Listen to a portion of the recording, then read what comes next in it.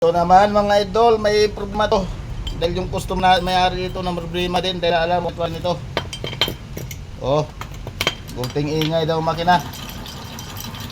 Inalign daw nila doon. Na-align daw naman. Eh bakit sobrang laki naman ng wigo nung sigunyal? Pati ito. Oh. Oh, malaki oh. Oh. Kaya yan ang diferensya niyan. Ito, ganito ang garuti nito. Para yung mga baser, baka maisama ko sa garuti. Ayan. Bago yung iba pa, hindi daw yan maganda dahil ginagaruti. Baka siya magaruti ko eh.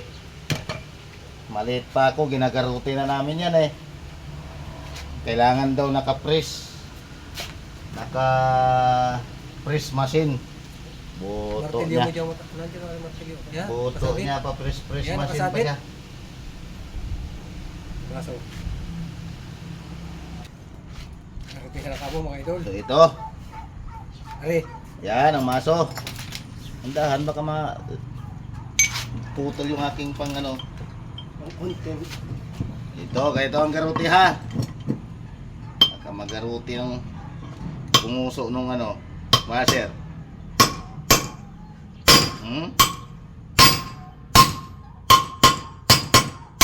Ayan.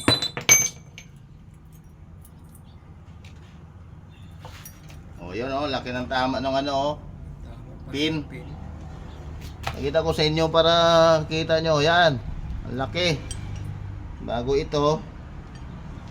O bearing. Pwede lang ito bearing palitan. Tsaka pin. Maganda isang set. May pin ganyan pa rin.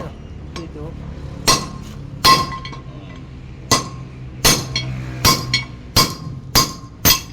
Yan.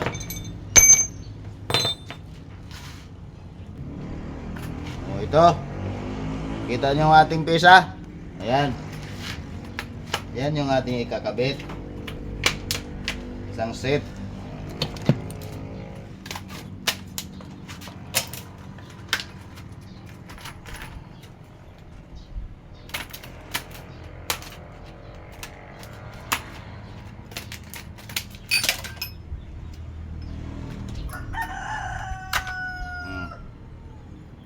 Ito dapat ang bearing, maganda oh. Huwag yung mga kulay ano, Gold. yung mga tuwid yung ano, yung mga tuwid yung gagaya ito, yung tuwid yung kanyang dito sa taas na yan. Parehas pantay sa ano, sa tabi. Pangit yan. Itong yung nasa baba, bumababa yung kanyang pinakanan ng stick. Ayan.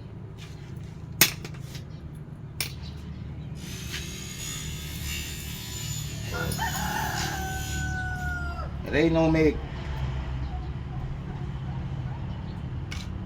Ito ha.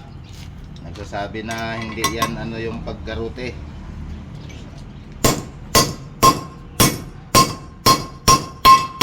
Oh.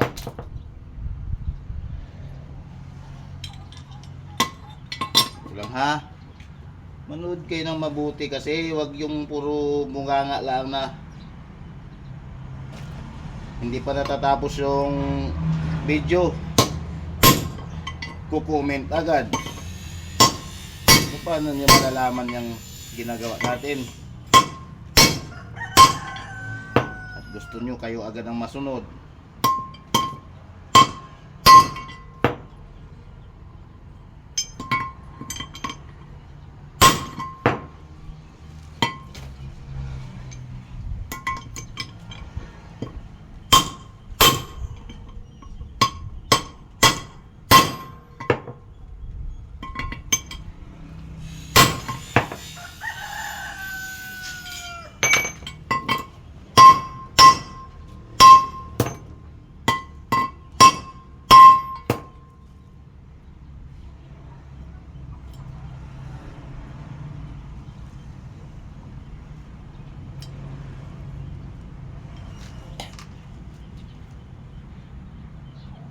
Ayan.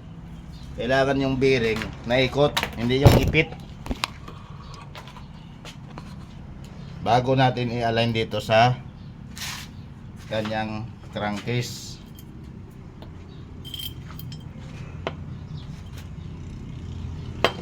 Mabuti hindi nag-alog yung kanyang bushing.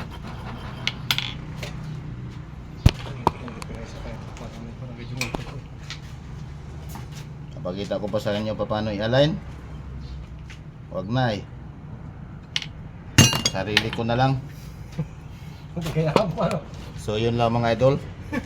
Sa sarili ko na lang yung aking pag-align. Baka matuto pa yung basher ko. Thank you very much. Thanks for watching.